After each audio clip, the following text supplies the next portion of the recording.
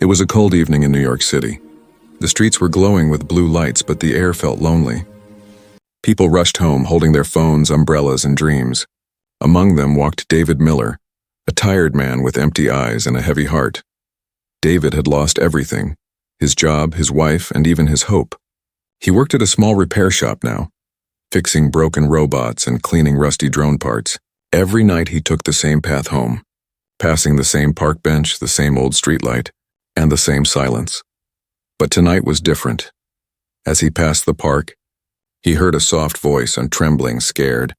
"Please, sir. Here's $7. I just need a dad for one day." David froze. He turned around and saw a small girl standing near the bench. She couldn't be more than 10 years old. Her clothes were torn and her shoes didn't match. But her eyes glowed faintly blue like moonlight trapped in glass. He frowned. "What did you say?" The girl held out a few wrinkled dollar bills with her tiny hands. "Please, sir, I'll pay you. I just need a dad. For one day." David stared at her. Was this some kind of prank? "Where's your real father?" he asked. She looked down. "I don't have one, but I need one. Tonight." Her voice cracked, and for a moment David felt something he hadn't felt in years. Pity, or maybe curiosity. "Why me?" he asked. The girl looked up slowly, her glowing eyes reflecting the city lights. "Because you're the only one who's not afraid of me." David didn't understand, but before he could say anything, a small device hanging from her neck started blinking red. The girl gasped and looked around nervously. "They found me," she whispered. "Who?" David asked. She didn't answer. She grabbed his hand. Her skin was warm, but something about her touch felt different, almost electric. "Please, sir, just walk with me. Pretend you're my dad." David hesitated. He should have walked away.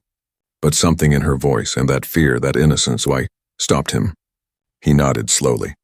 "All right, kid. Let's go." They started walking down the street. The night grew colder. David kept glancing at her. She didn't look like a normal child. Her movements were too smooth, too careful. And her eyes, they kept changing shades of blue. "What's your name?" he finally asked. "Lyra," she said softly. "I came from far away." "Very far," David tried to smile. "Like another country?" She looked up at the sky. "Something like that." Before he could ask more, a black car turned the corner and stopped near them. Two men in dark suits stepped out. Their faces were cold, their eyes scanning the street like machines. Lyra froze. The red light on her device blinked faster. David felt her grip tighten. "Don't let them take me," she whispered. "Who are they?" "They're from the agency," she said. "They want to send me back." David didn't know what she meant, but the fear in her voice was real. He pulled her closer. "All right, follow me." They slipped into a narrow alley between two buildings.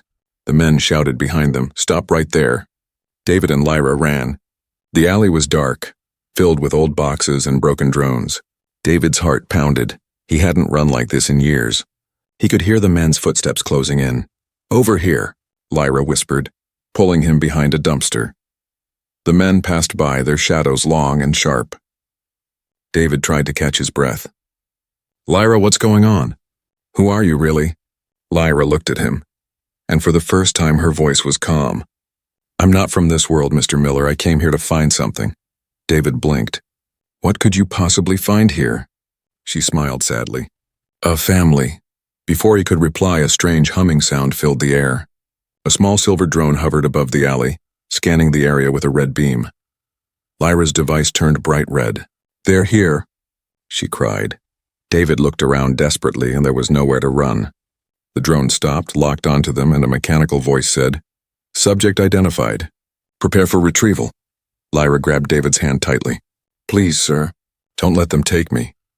David looked into her glowing eyes, and in that moment something inside him changed. For the first time in years, he wanted to protect someone again. He stood up, clenched his fists, and whispered, "Not today." And then, the ground shook.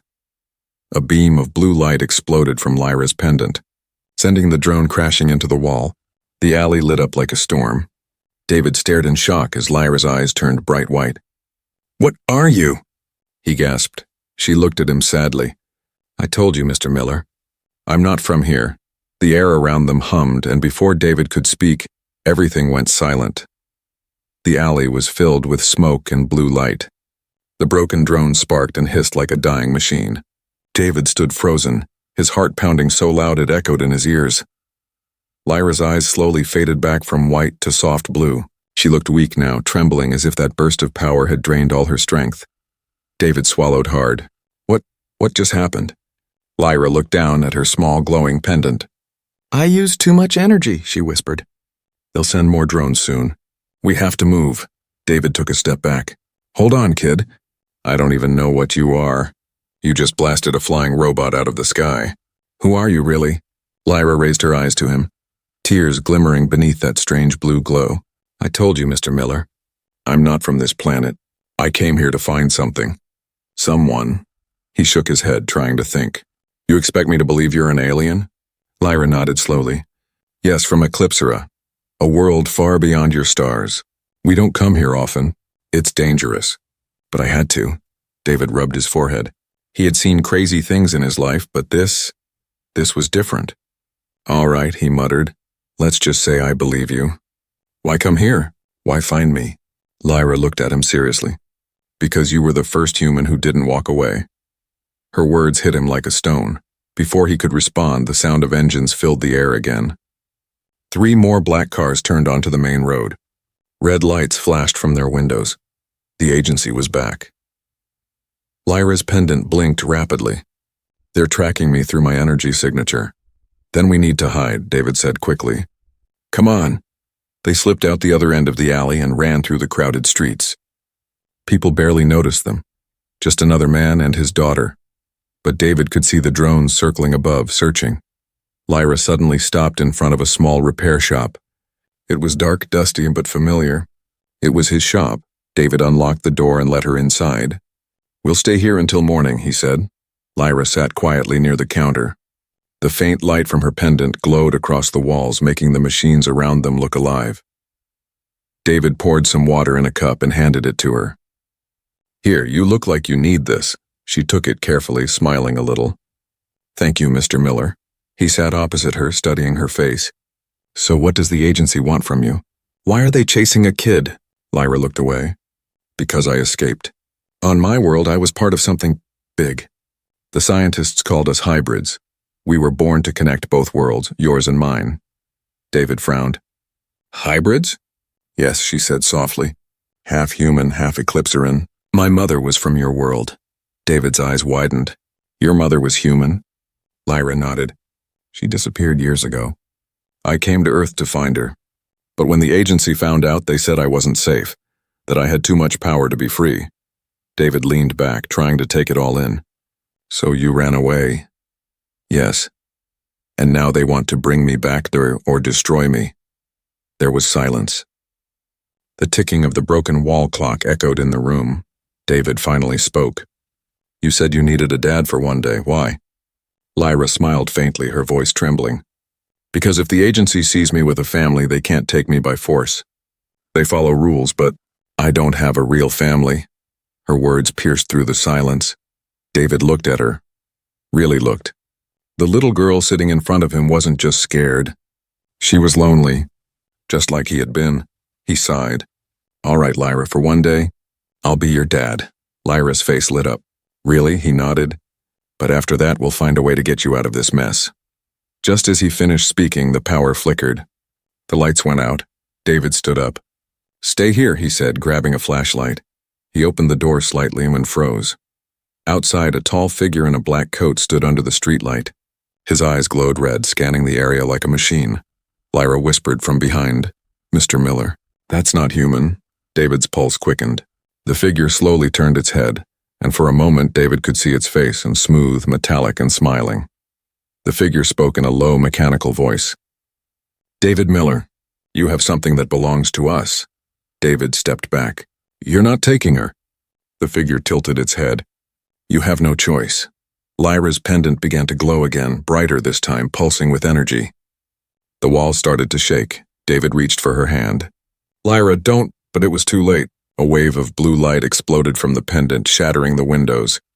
When the light faded, the street was empty. The metal man was gone, and so were David and Lyra. David's eyes opened slowly. For a moment, everything around him was blurry, a swirl of blue light and floating dust.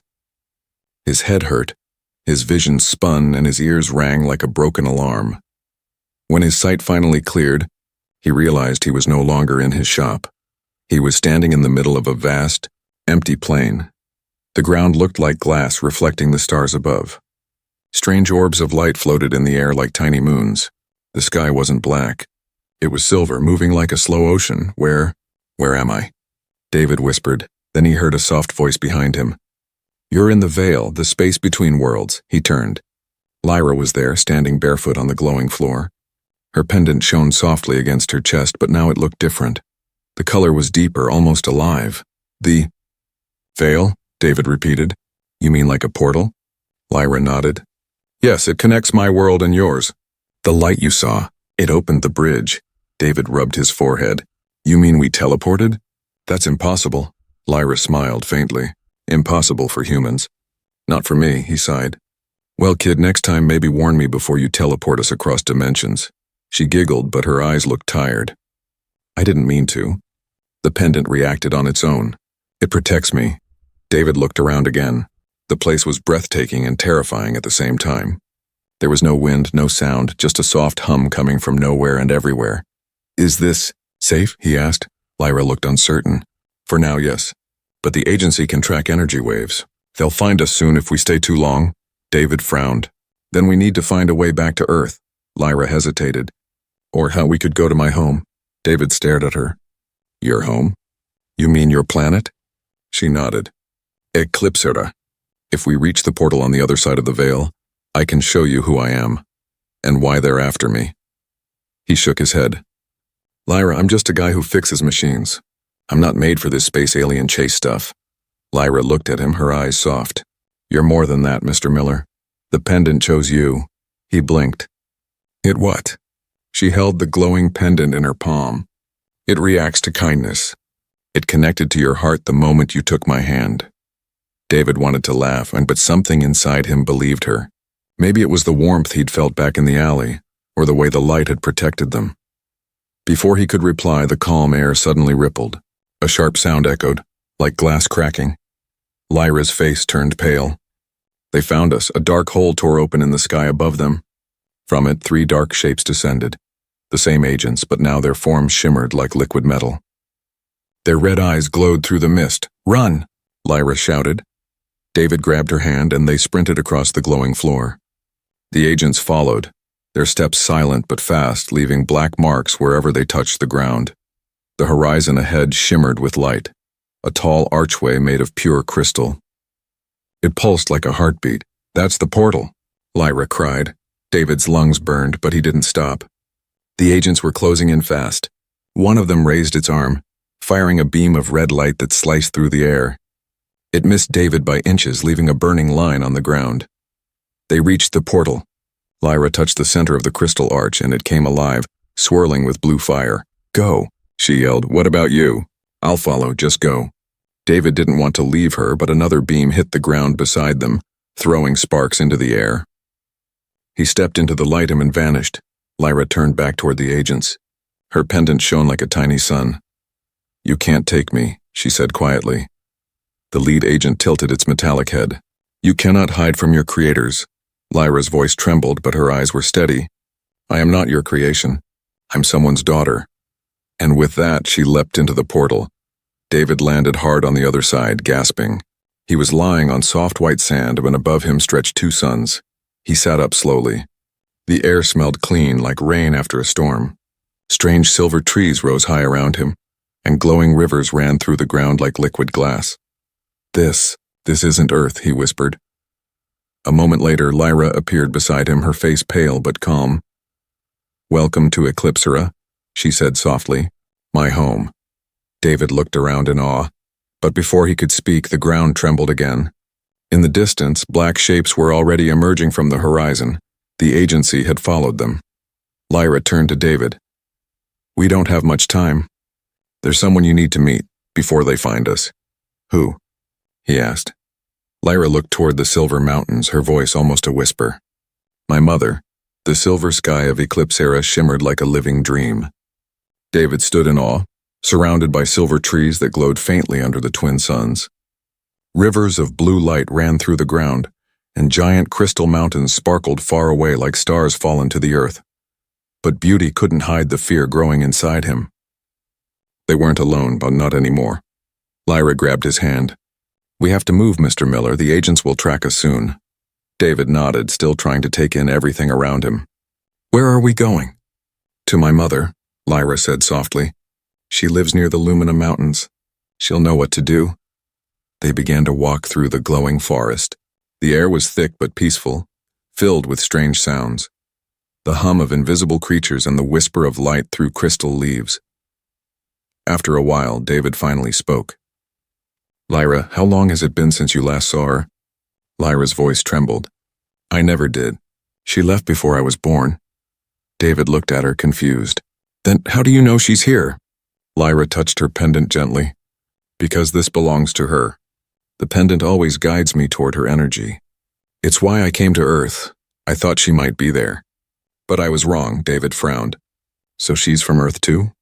Lyra nodded. "Yes. She was a human scientist who helped create the bridge between worlds. But when she found out the agency planned to use children like me as weapons, she escaped." David's steps slowed. "And they've been hunting you ever since?" "Yes," Lyra said. "They don't want anyone to know the truth." Before David could reply, the ground shook slightly, just enough to make the trees flicker. Lyra froze. "They're close," she whispered. David scanned the forest. "How do we reach your mother's place?" Lyra pointed toward the shining mountains in the distance. "Through the crystal caves, it's the fastest way." They hurried ahead, entering a valley filled with mist and soft glowing stones. The light from Lyra's pendant illuminated their path. As they walked deeper into the caves, the walls began to change. Reflections moved on their own, showing images that didn't exist. David saw flashes of Earth, a city street, his old home, his wife's face. He blinked. What is this?" Lyra whispered. "The caves read your memories. They show what's inside your heart." David's voice broke a little. "Then they're showing me my pain." Lyra looked sad. "That's how they test you. The caves don't let anyone pass unless they carry light instead of regret." David took a deep breath. The faces faded, replaced by calm light again. "All right, let's keep moving." After what felt like hours, they reached a large open chamber. In the center stood a tall figure covered in white light. Her form was gentle but strong, not fully human, not fully alien. Lyra stopped. Her eyes widened. "Mother," she whispered. The figure turned slowly, her face soft and glowing with warmth. "Lyra," she said, her voice echoing like a melody. Lyra ran forward and hugged her. The woman held her close, tears falling like tiny sparks. "I thought I lost you," the woman said softly. "I've been searching across worlds." David stood back, unsure what to say. The woman looked at him and smiled faintly. "And you must be David Miller. I'm the man my daughter chose." David blinked. "Chose for what?" Lyra's mother stepped closer. Her eyes were like stars. "The pendant chose you because your heart was open. You protected her when no one else would." David shook his head. "I didn't do much, I just couldn't walk away." "That's exactly why you were chosen," she said. "Eclipsra doesn't need soldiers or heroes. It needs compassion, something our world forgot." Before David could answer, the entire cave trembled violently. The lights flickered. Lyra gasped. "They're here!" A dark portal tore open behind them, swirling red and black. The agents emerged, their metallic bodies reflecting the cave light. "Subject located," one of them said in a robotic tone. "Retrieve the hybrid and destroy the human." David stepped in front of Lyra. "You'll have to get through me first." The lead agent raised its arm. A red blade of energy formed from its hand. But Lyra's mother stepped forward. Her body began to glow brighter and brighter until it filled the entire cave. Her voice echoed like thunder and music together. "You've taken enough from this world. No more." She raised her hand, and then a wave of white energy exploded outward, slamming into the agents. They screamed as their metallic forms melted into mist. The portal behind them collapsed with a roar. Then silence. David stared in awe. "What was that?" Lyra's mother turned, breathing heavily. "My last energy wave. It will hold them off but only for a while." Lyra ran to her. "You're hurt." She smiled weakly. "It's all right, my light will fade soon." But there's something you must both know. David stepped closer. What is it? She looked at them with soft, fading eyes. Lyra's power is not just from Eclipsera. It's also from Earth. Her energy is the key to closing the bridge forever, to stop the agency for good. David frowned. But if she closes it? She can never return, her mother said. She'll be trapped between worlds. Lyra's lips trembled. No, there must be another way. Her mother placed a hand on her cheek. Sometimes saving two worlds means losing one. The light around her began to fade. Find the heart of Eclipsera. It's the only place strong enough to seal the bridge. And then, she was gone. Lyra fell to her knees, clutching the pendant. Tears rolled down her glowing cheeks. David knelt beside her. Lyra will finish what she started. I promise. She looked up at him, her eyes full of sorrow and courage. Then we must hurry, Mr. Miller. The final war has begun. The wind howled softly through the glowing trees as the light of the twin suns began to fade. The world of Eclipsera was entering its night, but unlike Earth, its night shimmered. Every leaf, every rock, every river sparkled with gentle blue fire. David and Lyra stood at the mouth of the cave silent, watching the last trace of Lyra's mother's light disappear into the horizon. Lyra's small hand clutched the pendant tightly against her chest. She's really gone, she whispered, her voice breaking. David placed a hand on her shoulder. She's still with you, Lyra, in here, he said softly, tapping his chest. Lyra nodded weakly. She said I must find the heart of Eclipsera. David looked out over the glowing valley below. Then that's what we'll do. They began their journey across the vast plains. Strange floating stones drifted above their heads, casting soft shadows. The air shimmered, heavy with energy. Lyra, David said after a while, what is the heart of Eclipsera? She walked in silence for a moment, then spoke quietly. It's not just a place. It's alive, the center of all life energy here. My mother said it's the world's soul. The agency wants to control it, or destroy it, David frowned. And your mother wanted you to close the bridge using that energy. Lyra nodded. If I do that, the worlds will separate forever. No one will be able to travel between them again. David looked at her seriously. And you'd be trapped? Yes, she said softly. But at least everyone would be safe. He didn't reply. His chest felt heavy. The idea of losing her, and after everything they'd been through, twisted something deep inside him. Hours passed. They crossed rivers of light and fields that shimmered like glass. But something felt wrong. The air grew colder and the stars above flickered. Lyra suddenly stopped. They're following us again. David glanced around. The agents? She shook her head. No, something worse. Shadows of the veil. Before David could ask, dark mist began to rise from the ground. It took shape. Tall figures made of smoke and red light whispering like the wind. Lyra grabbed his hand. Run! They sprinted across the field, the shadows gliding silently behind them. David's lungs burned, but he didn't let go of her hand. The ground began to tilt downward, a slope leading to a valley filled with glowing stones. This way, Lyra shouted. They dove behind a crystal boulder just as one of the shadows swept past, its whisper echoing through the air. You cannot hide, hybrid child. Lyra's pendant flickered weakly. They feed on fear, she whispered. If we panic, they grow stronger. David took a deep breath and forced himself to stay calm. All right, think, David. How do we stop smoke monsters from another dimension? Lyra's eyes widened. Light. Pure light. She held the pendant up, but it was dimming fast. David thought for a second, then looked at the glowing crystals around them. These rocks, and they react to light, don't they? Yes. He pulled a small repair tool from his pocket, the same one he used back in his shop. Let's see if human junk can fix alien magic. He connected the pendant wire to the crystal, and a faint hum began to grow. The crystal pulsed once, then burst into bright white light.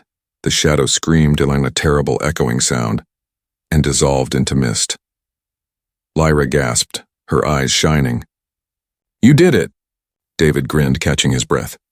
Guess I'm not just a repairman after all. Lyra smiled for the first time in hours. You're more than that, Mr. Miller. You're family. The words hit him hard.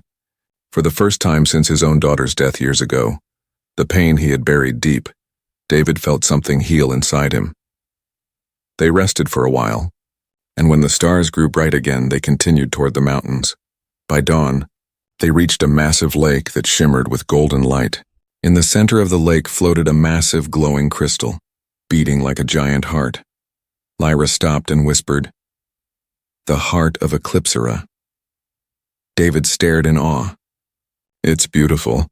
The light from the crystal reflected in Lyra's eyes. "It's calling me." She stepped forward, walking slowly into the shallow water. Each step made ripples of light spread across the lake. David followed her carefully. "Lyra, wait. What are you going to do?" She turned to him, her face calm but sad. "My mother said the bridge can only be closed by someone who belongs to both worlds." "That's me." David shook his head. "There has to be another way. We can find it together." Lyra smiled faintly. "You once said you lost everything. But you didn't lose your heart. You gave it to me when no one else would." He stepped closer. "Lyra, please."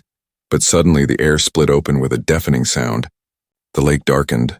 A massive ship appeared above them, black and metallic, surrounded by red lightning. Lyra's eyes widened. "The agency.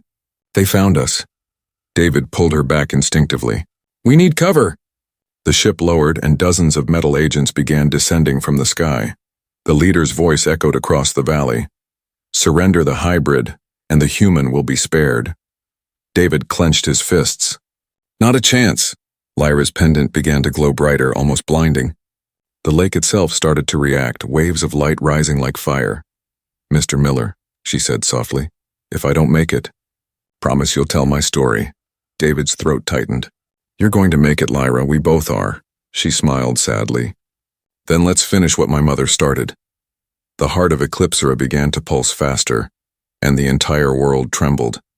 The sky of Eclipsera split open with red lightning. The giant black ship hovered above the golden lake like a shadow swallowing light. Dozens of agency drones poured out, forming a circle around David and Lyra. Their metallic bodies hummed with a cold, deadly sound. The heart of Eclipsera pulsed faster, sending waves of gold and blue through the water. It was alive, beating like a living creature. David stood protectively in front of Lyra, fists clenched. "You'll have to go through me first," he shouted. The lead agent floated closer. Its face was smooth metal with glowing red eyes. "Human resistance is pointless," it said. "Surrender the hybrid and you may return to your world." David glared. "I don't belong to your world or mine anymore. I belong right here, with her." Lyra stepped beside him, holding her pendant tightly. "Mr. Miller, the heart is reacting. It knows the bridge is still open." The agent raised its arm. "Then we will end this now." A beam of red energy shot toward them, but the heart suddenly flared with bright blue light. The beam dissolved before it could touch them. The ground shook and the water rippled like glass. Lyra gasped. "It's protecting us, but it won't last long." David looked at her. "Then we use it before it fades." "What do we need to do?" She looked toward the glowing crystal. "I have to connect with it, merge my energy with the heart, only then can I close the bridge." David frowned. "You mean, give yourself up?" Lyra hesitated. "If that's what it takes." Before David could protest, the agents began to close in. Their red lights flickered through the mist. The ship above them opened a massive hatch, revealing a dark cannon charging with power. Lyra turned to him, her face calm. "You once told me you fix broken things, Mr. Miller. Now it's time to fix the worlds." He shook his head. "Not by losing you." Lyra smiled softly. "You fixed me when you gave me a reason to believe." Her pendant began to glow brighter, connecting to the pulsing heart. The lake's surface rose like a living wave, spiraling around her. The agents opened fire, beams of red energy slicing through the air. David grabbed a broken crystal rod from the ground, using it like a weapon, deflecting one of the blasts. The force threw him backward, but he got up again. "Come on," he yelled, charging toward the nearest agent. He swung the crystal rod, hitting its chest. Sparks flew. The agent staggered. Lyra raised her hands, and a burst of blue light erupted from her pendant, hitting 3 more agents. They fell, dissolving into ash, but the ship's cannon was still charging. The sound grew deeper, louder. The sky trembled. Lyra's voice echoed across the lake. "I can feel the bridge. It's opening wider. If I don't close it now, both worlds will collapse." David turned to her. The glow around her body was becoming blinding. Her hair floated as if caught in invisible wind. "Lyra," he shouted. You don't have to do this alone. She looked at him through the light, tears glimmering in her blue eyes. Yes, I do. You belong to Earth, I belong here. No, David said, stepping closer. We both belong wherever we choose to care. He placed his hand over hers, and the pendant responded instantly. The light from it doubled, spreading across the lake and into the sky. Lyra gasped. You're connecting with me, but humans can't survive this energy. Then I guess I'll just have to try. The heart of Eclipsera began to beat faster, syncing with their joined hands. The entire planet seemed to pulse with them. Above, the ship fired. A massive red beam tore through the clouds, heading straight for the heart. Lyra screamed. No! David pulled her close, and the pendant exploded in white light. The beam hit, but instead of destroying them, it shattered against an invisible shield. The sky filled with swirling light. The heart expanded, growing brighter until the whole valley looked like day. The agent screamed and melted away. Lyra's eyes glowed white. It's working. The bridge is closing. David could feel the energy burning through him, but he held on tighter. Don't stop, Lyra. I can't hold it much longer. You're not alone, he said, voice shaking. I'm right here. Then came the silence. The ship above cracked apart like glass. The red sky turned blue again. The water of the lake went still. The heart slowly dimmed, its glow fading. Lyra collapsed forward into David's arms. He looked down at her, her face pale but peaceful. Lyra? She opened her eyes weakly. It's done. The bridge is gone. David smiled, tears in his eyes. You did it, she smiled faintly. We did. He looked up, and the sky was clear, calm, and quiet for the first time. But as he held her, her body began to flicker faintly, like fading light. Lyra. What's happening? He whispered. She touched his cheek gently. I told you. The worlds are separate now. I can't stay. No. His voice cracked. Please, Lyra, don't. Her fingers glowed softly. Thank you for being my dad for one day.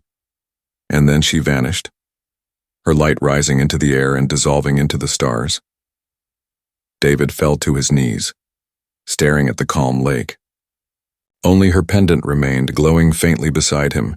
He picked it up, held it to his heart, and whispered, You'll always be my daughter. The suns rose slowly over Eclipsera, casting golden light over the water.